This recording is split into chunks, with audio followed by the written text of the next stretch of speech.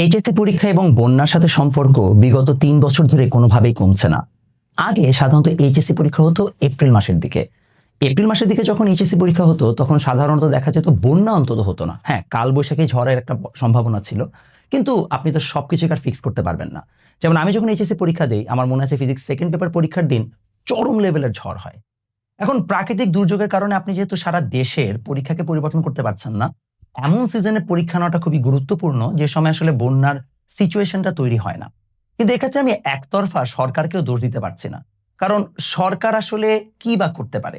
আপনাদের একটা HSC syllabus already করোনার কারণে পিছিয়ে গেছে। এখন আপনি তো চাইলে সেটাকে ফিক্স করতে পারছেন না। এই জায়গাটাতে কি করণীয় আছে?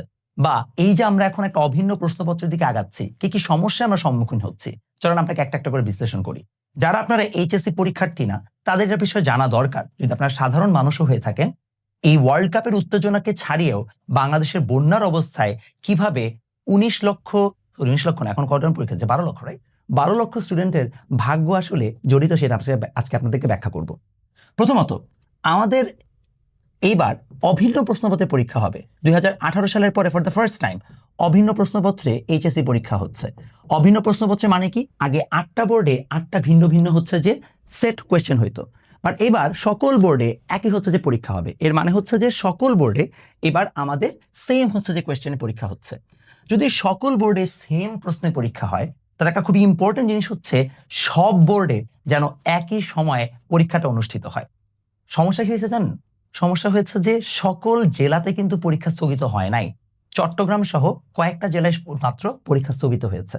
এর মানে হচ্ছে এই অঞ্চলগুলোর মানুষজন তারা এইচএসসি পরীক্ষাটা দিতে পারছে না, এবং তাদের এইচএসসি পরীক্ষা পরে নেওয়া হবে। এখন সমস্যা কোন জায়গায়? সমস্যা হচ্ছে এইচএসসি ঠিক 3 মাস পরে অ্যাডমিশন পরীক্ষা থাকে, এবং অলরেডি মেডিকেল ভর্তি পরীক্ষা নভেম্বরে হবে, এটা ঘোষণা চলে এসেছে। ডিসেম্বরে ঢাবি পরীক্ষা হবে, এটা ঘোষণা চলে এসেছে। মেডিকেল এবং ঢাবির পরীক্ষা হওয়া মানে হচ্ছে বুয়েট, কুয়েট, সিকে রুয়েট সবাই হচ্ছে যে ঘুরায় ফিরায় এই কয়েক মাসের মধ্যে, অর্থাৎ নভেম্বর, ডিসেম্বর, জানুয়ারির মধ্যে পরীক্ষা নিয়ে ফেলবে। তাহলে প্রত্যেকটা মোমেন্ট অনেক ইম্পর্টেন্ট।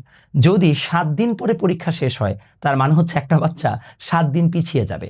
গতবার এমনও হয়েছে যে অ্যাডমিশন টেস্টের যে কোচিংগুলো তারা সবাই ক্লাস শুরু করে ফেলেছে, অন দি আদার হ্যান্ড একটা পার্টিকুলার বোর্ডের এক্সামই এখনো শেষ হয় নাই, এবং এই জিনিসটা এবারও হওয়ার সম্ভাবনা আছে। এটা খুবই আনফেয়ার একটা জিনিস, কারণ আমরা ফেয়ারনেসের জন্য অভিন্ন প্রশ্নপত্রে পরীক্ষা নিয়েছিলাম, মানে পরীক্ষা নেওয়ার সিদ্ধান্ত নিয়েছিলাম। তাহলে এখন কি করা যেতে পারে? সরকার কি সবার পরীক্ষা বন্ধ করে দিবে? আমি জানি না, এক্স্যাক্টলি এটার অ্যান্সারও আমার কাছে নাই। বাট এখানে একটা সলিউশন করার জন্য একটা ওভারঅল হচ্ছে যে প্ল্যান বানানো খুবই গুরুত্বপূর্ণ, যেন এই বাচ্চারাও প্রপারলি কম্পেনসেটেড হতে পারে। নাম্বার 2, শুধুমাত্র আপনি চট্টগ্রাম সহ যে সকল জেলায় পরীক্ষা বন্ধ হয়েছে সেগুলো চিন্তা করে লাভ নাই। সারা দেশেই কিন্তু জলাবদ্ধতা। আজকে বাংলাদেশে আজকে যদি আপনি ঢাকা শহরের কথা চিন্তা করেন, ঢাকা শহরে আজকে লিটারেলি হচ্ছে মানুষজন বাসা থেকে খুব কম বের হয়েছে। কেন? কারণ অতীব প্রয়োজন ছাড়া মেজরিটি স্কুল কলেজে বন্ধ দিয়ে দিছে। তাহলে কি করতে পারেন? জলাবদ্ধতা যখন থাকে, কিছু কিছু পার্টিকুলার এরিয়া আছে যেখানে গত 2-3 দিন ধরে হচ্ছে পানি উপরে উঠে বসে আছে। সেখানে একটা বাচ্চা কিভাবে পড়বে? অনেক জায়গায় এক্সাম সেন্টারে ময়লা পানি পাড়ায় তারপরে মানুষকে পরীক্ষা দিতে যেতে হচ্ছে। এই যে আমাদের একটা সিচুয়েশন, এই জলাবদ্ধতা সিচুয়েশনে থাকলে যেই বাচ্চাগুলো এরকম এলাকায় পড়বে, চিন্তা করেন তাদের যেটা কত আনফেয়ার, যে একটা পার্টিকুলার এইচএসসি পরীক্ষা যেটার মার্কস এতটাই গুরুত্বপূর্ণ যে সেই মার্কসটা তার ভবিষ্যতে কোন ইউনিভার্সিটিতে পড়বে বাংলাদেশের পার্সপেক্টিভে, সেটা হচ্ছে যে ডিসাইড করে ফেলে, সেটা ডিসাইডিং ফ্যাক্টর হিসেবে এই পরীক্ষাটা কাজ করে।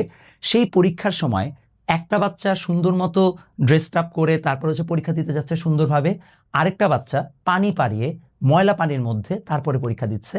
কিভাবে হচ্ছে যে এখানে কি হবে? যদি পানির মধ্যে তার একটা লুজ শিট পড়ে যায়, তার খাতাটা ভিজে যায়, কি হবে? এই জিনিসগুলো কিন্তু খুব সিভিয়ার জিনিসপত্র। আমরা লেভেল প্লেইং ফিল্ড তৈরি করতে চাচ্ছিলাম, কিন্তু প্রাকৃতিক দুর্যোগ হোক আর আমাদের দূরদৃষ্টির অভাব হোক, আমরা কিন্তু এখন একটা আনফেয়ার গ্রাউন্ডে আবার ফিরে যাচ্ছি। দুটো প্রবলেমের কথা বললাম। নাম্বার 3, সেটা হচ্ছে এই যে এইচএসসি পরীক্ষা এবং বন্যার সময় যদি আমাদের সব সময় একটা নির্দিষ্ট সিজনে এটা হয়ে থাকে, তাহলে এই সিজনটা কি কোনোভাবে অ্যাভয়েড করার প্ল্যান আগে করা যেত না? অনেক কিছু করা যেত। আপনি এইচএসসি পরীক্ষা মনে করেন আগে নিতে চান, তাহলে এইচএসসি পরীক্ষা যদি আগেই নিতে হয়, তাহলে আপনি সেক্ষেত্রে সিলেবাসটাকে কমায় এইচএসসি পরীক্ষা আগে নিয়ে ফেলেন, কিংবা আপনি এই সিজনটাকে অ্যাভয়েড করে পরে পরীক্ষা নেন। বাট কিছু একটা তো করা দরকার ছিল, যেহেতু আমরা জানি বিগত 3 বছর ধরে আমরা এই সিচুয়েশন ফেস করে আসতেছি। There is a reason why আমরা ফেব্রুয়ারি মাসে আগে এসএসসি পরীক্ষা নিতাম।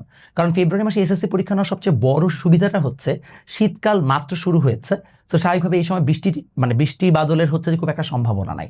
এপ্রিল মাসে কাঠফাটা রোদ, তখনও হচ্ছে যে হয়তো কাল বৈশাখী ঝড় হইতে পারে, কিন্তু জলাবদ্ধতা সৃষ্টি হওয়ার মতো খুব একটা হচ্ছে যে ভারী বৃষ্টিপাত সাধারণত হয় না, ঝটিকা বৃষ্টি হয়।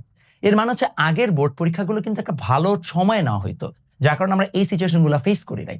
তাহলে এই জায়গায় আমরা যদি একটু প্রপার প্ল্যানিং করি তাহলে হয়তো সিজনটাও অ্যাভয়েড করা যায়। এই জিনিসগুলো শিক্ষা বোর্ডের এবং ওভারঅল শিক্ষা মন্ত্রণালয়ের আসলে বিবেচনা করা উচিত। মাননীয় শিক্ষামন্ত্রীর প্রতি আমার সবসময় একটাই আবেদন থাকবে, দেখেন আপনি নকল নিয়ে যতটা সচেতন, তার থেকে বেশি পলিসি মেকিং এ যদি একটু সময় দেন তাহলে ভালো হয়। নকল ধরার কাজ শিক্ষামন্ত্রীর না, শিক্ষামন্ত্রীর কাজ এই জিনিসগুলোকে ইনফ্লুয়েন্স করা, কারিকুলাম কি হবে, কোন সময় পরীক্ষা নিলে বাচ্চাদের ভালো হবে, এই জিনিসগুলো আসলে ডিটারমাইন করাই হচ্ছে যে অ্যাকচুয়ালি তার পলিসিগত দিক থেকে কাজ হওয়া উচিত। আমার কাছে মনে হয় যে আমরা, হ্যাঁ অফকোর্স এই সরকার নতুন, সরকারের বয়স কম, সরকারকে এসে অনেকগুলো জিনিসপত্র সামাল দিতে হচ্ছে, তারা কিছু ভালো ডিসিশন নিয়েছে, যেমন অভিন্ন প্রশ্নপত্রের পরীক্ষা একটা খুবই ভালো ডিসিশন, বাট তার পাশাপাশি ইট ইজ নট ইনাফ, আরো অনেক কাজ করা দরকার। আশা করি যে সংশ্লিষ্ট কর্তৃপক্ষ এবং তাদের প্রতি আমার এখনো বেশ ভালো ভরসা আছে, বিশ্বাস আছে, আশা করি তারা দৃঢ় স্টেপস নিবে এবং তারা এগুলোকে পরিবর্তন করবে। আর যারা এখন হচ্ছে যে বন্যা সিচুয়েশনে আছেন, আপনাদের জন্য একটাই আমার বার্তা থাকবে, মহান আল্লাহ আপনাদেরকে সহায়তা করুক। আর এটা সবসময় মাথায় রাখবেন, the world was never fair, it was never a fair fight. আমাদের এই পৃথিবীতে কখনোই fair amount of level playing field দিয়ে আমাদেরকে পাঠানো হয় নাই। আমাদের প্রত্যেকটা মানুষের যেমন গঠন আলাদা, চেহারা আলাদা, সামাজিক পারিপার্শ্বিকতা আলাদা, ঠিক একইভাবে আমাদের যুদ্ধগুলো আলাদা আলাদাভাবেই জয় করতে হয়। দ্য মোমেন্ট আপনি রেজাল্টটা পাবেন, no one will hear from you যে আপনার কি জলাবদ্ধতার কারণে বাসায় কোনো সমস্যা হয়েছিল কিনা, আপনি কি সময় অসুস্থ হয়ে পড়েছিলেন কিনা, এই জিনিসগুলো কেউ শুনতে চায় না। The history only remembers the winners, it doesn't remember why you lost. So যত যাই হোক না কেন, যেভাবে হোক না কেন, আপনার নিজের সর্বোচ্চটা দেন যেন আপনি অ্যাকচুয়ালি একটা ভালো রেজাল্ট নিয়ে বের হয়ে আসতে পারেন। এবং আপনাদের প্রতি আমার সবসময় শুভকামনা থাকবে। আমি পার্সোনালি নিজের পক্ষ থেকে যতটা বন্যা কবলিত সিচুয়েশনে সাহায্য করা পসিবল করার চেষ্টা করব। আনফরচুনেটলি আমি এখনো প্রপার কোনো অর্গানাইজড অপরচুনিটি পাই নাই। যদি আপনারা পান অবশ্যই আমাদেরকে রিচ আউট করেন। আমার যেহেতু হচ্ছে যে অনেক মানুষ আমাকে ফলো করে, যদি আপনাদের মেসেজগুলো এবং এই সাহায্যের হচ্ছে যে সিস্টেমগুলো মানুষের কাছে আমি পৌঁছাতে পারি, সেটাও আমার জন্য একটা বড় পাওনা হবে। আমি নিজে যেতে পারি না পারি, আমি চেষ্টা করবো অন্তত এই জায়গাটাতে আমি যেন আমার নিজের হচ্ছে যে রিচ বা ফলোইংটাকে ইউজ করে হলেও মানুষের কাছে বার্তাটা পৌঁছে দিতে পারি। সো এতটুকু আমি করতে পারবো আশা করি, এতটুকু করা আমার সামাজিক দায়বদ্ধতা। আপনারা আমাকে যদি এই ক্ষেত্রে ইনফরমেশন দিয়ে সাহায্য করেন তাহলে আমি খুবই খুশি হব। এবং সবাইকে এইচএসসি পরীক্ষার জন্য অসংখ্য শুভকামনা এবং আপনাদের জন্য অনেক দোয়া।